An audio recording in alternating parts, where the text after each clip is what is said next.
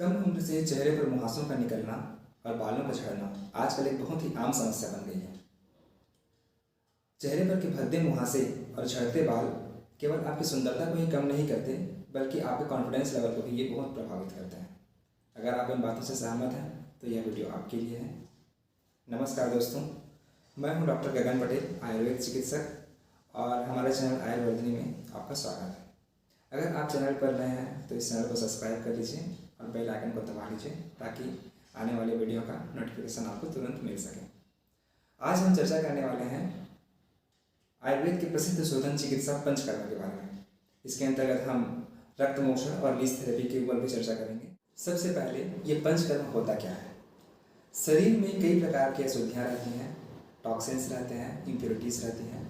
उसी टॉक्सिन्स और इम्प्योरिटीज़ या फिर ऐसा कहें कि शारीरिक दोषों को शरीर से बाहर निकालने की जो प्रक्रिया है उसे पंचकर्म या शोधन प्रक्रिया कहते हैं। आप में से कई लोगों ने पंचकर्म के बारे में सुना या पढ़ा होगा और कई लोगों ने कराया भी होगा। फिर भी से कई लोगों के मन में ये सवाल आता है कि पंचकर्म आखिर होता क्या है, इसे कब कराना चाहिए, कौन करा सकता है, इसकी विधि क्या है, इसमें सावधानियाँ क्या क्या होनी चाहिए और इसे कराना हमारे लिए क्यों आवश्यक है। सबसे पहले हम ये जानते हैं कि आयुर्वेद में चिकित्सा की दो पद्धतियाँ बताई गई हैं। पहला समन चिकित्सा और दूसरा शोधन चिकित्सा। समन चिकित्सा अर्थात औषधियों के प्रयोग से रोगों को शांत करना, ये समन चिकित्सा है, जिसमें हम टैबलेट्स ले सकते हैं, मेडिसिन ले सकते हैं, इंजेक्शंस ले सकते हैं और जो भी प्रकार से अगर हम मेडिसिन का प्रयोग कर सकते हैं वो सब समन चिकित्सा है, जिसमें रोग शांत होता है। दूसरा होता है शोधन चिकित्सा। जब हमारे शरीर में दोषों की मात्रा इतनी ज़्यादा बढ़ जाती है कि उसे औषधियों से ठीक करना संभव ना हो, तब उन दोषों को शरीर से बाहर निकाल दिया जाता है। इसके लिए आयुर्वेद में 5 प्रकार की प्रक्रियाएं बताई गई हैं, जिन्हें पंचकर्म कहते हैं। यही शोधन चिकित्सा है। पंचकर्म में आते हैं वमन, विरेचन, शिरोविरेचन, रक्त मोक्षण और बस्ती। आयुर्वेद में शोधन चिकित्सा के बारे में कहा गया है कि अगर समन चिकित्सा के द्वारा किसी रोग को शांत किया जाता है, उसके बाद अगर आप पथ्य का सेवन ना करें या फिर परहेज को ठीक से ना करें या फिर कुछ ऐसा कंडीशन हो कि आपके शरीर की इम्यूनिटी कम हो गई, तो आपको वो बीमारी दोबारा फिर हो सकती है। परंतु अगर शोधन चिकित्सा से एक बार शरीर से दोष को बाहर निकाल दिया गया तो वह रोग जड़ से ही शांत हो जाता है। पंचकर्म चिकित्सा एक प्रकार से बॉडी का सर्विसिंग है। आपका निर्जीव वाहन ठीक से चले, इसके लिए आप उसका प्रॉपर सर्विसिंग कराते हैं, इंजन ऑयल चेंज कराते हैं, उसका मेंटेनेंस कराते रहते हैं। पर क्या आपने कभी सोचा है कि आप अपने शरीर के लिए क्या करते हैं? जब आप बीमार पड़ते हैं तब आप मेडिसिन ज़रूर लेते हैं ताकि आप ठीक हो जाएं, पर जब आप स्वस्थ रहते हैं तो क्या आपने कभी अपने शरीर के स्वास्थ्य को बनाए रखने के लिए कभी अपने शरीर के लिए कुछ किया? अगर नहीं किया तो उसी के लिए है यह शोधन प्रक्रिया। मैं तो कहता हूँ सभी व्यक्ति को अपने स्वास्थ्य की रक्षा के लिए साल में एक बार पंचकर्म जरूर कराना चाहिए। आजकल लाइफ स्टाइल डिसऑर्डर्स जैसे हाइपरटेंशन, डायबिटीज़, थायराइड की समस्या, महिलाओं में पीसीओडी, ओबेसिटी और बंध्यत्व जैसी समस्याएं बहुत आम हो गई हैं। इन सभी में पंचकर्म बहुत हितकर है। पंचकर्म में 5 प्रक्रियाएं शामिल हैं, जो हैं वमन, विरेचन, बस्ती, नस्य और रक्त मोक्षण। वमन चिकित्सा कफ प्रधान रोगों के लिए बहुत ही हितकर है, जैसे सर्दी, खांसी, मोटापा, अस्थमा, आलस्य। इन सब रोगों में वमन चिकित्सा बहुत हितकर होती है। साथ ही साथ स्वस्थ व्यक्तियों में भी वसंत ऋतु में, अर्थात ये जो मार्च का समय होता है, मार्च अप्रैल का समय, तब वमन चिकित्सा बहुत हितकर होती है। बीमारी की अवस्था में अर्थात जब दोष बढ़े हुए हों तो वमन को कभी भी किया जा सकता है। नॉर्मली जो पानी पीकर उल्टी किया जाता है वह एक्चुअली में आयुर्वेदोक्त जो वमन है वह नहीं है। पानी पीकर उल्टी करना एक प्रकार से स्टमक वाश है। शास्त्रोक्त जो वमन विधि है उसे चिकित्सक की उपस्थिति में ही पूरी तरह से पूर्व कर्म, प्रधान कर्म एवं पश्चात कर्म के साथ करना उचित रहता है। दूसरी प्रक्रिया है विरेचन कर्म। यह पित्तज व्याधियों की सर्वश्रेष्ठ चिकित्सा कही गई है।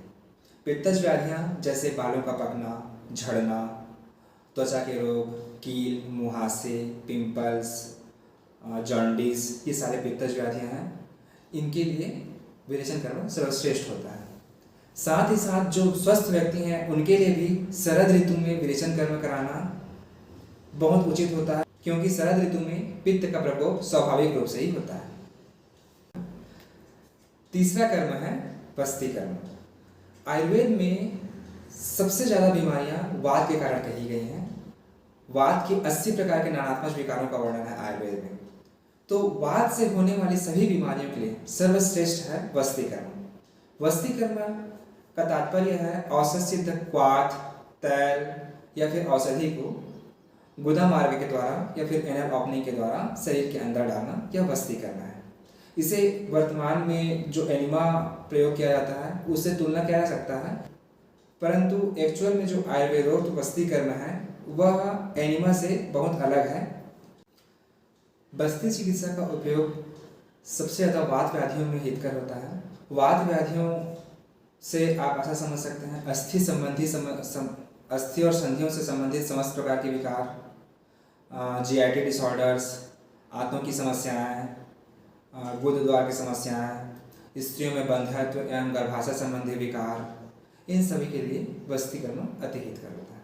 चौथा है नस्य या शिरोविरेचन।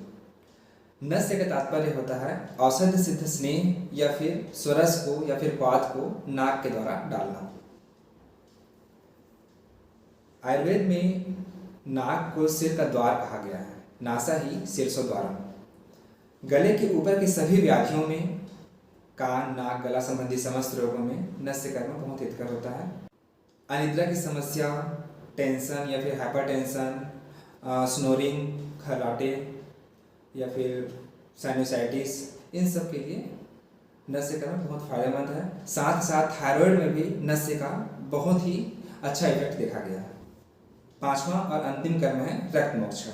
रक्त मोक्षा का तात्पर्य है शरीर से अशुद्ध रक्त को बाहर निकालना। इम्प्योर ब्लड को शरीर से बाहर निकालने की विधि ही रक्त मोक्षा है। आयुर्वेद में रक्त मोक्षण की कई विधियां बताई गई हैं, परंतु सबसे श्रेष्ठ और सबसे ज़्यादा प्रचलित विधि है शिरावेद या फिर जलाव का उच्चारण।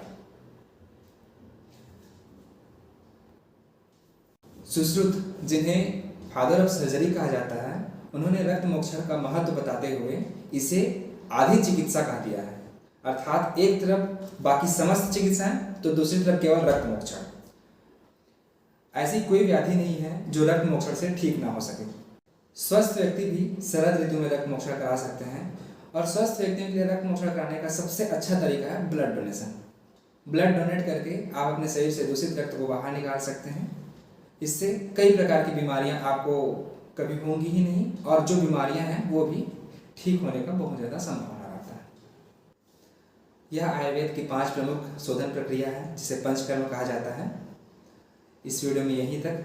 अगले वीडियो में हम रक्त मोक्षण के सबसे प्रसिद्ध और प्रचलित तरीका लीच थेरेपी के बारे में जानेंगे, जो कि स्किन डिजीज, पिंपल्स और सभी प्रकार के दूषित रक्त से होने वाले व्याधियों के लिए सबसे श्रेष्ठ चिकित्सा है।